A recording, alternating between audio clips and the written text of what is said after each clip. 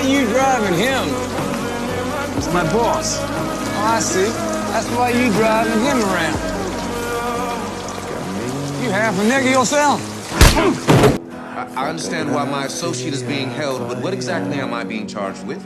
I want to speak to my lawyer. I want my call. You're saying the boy we got locked up called who? Oh, and he called you. Good night to you, missus.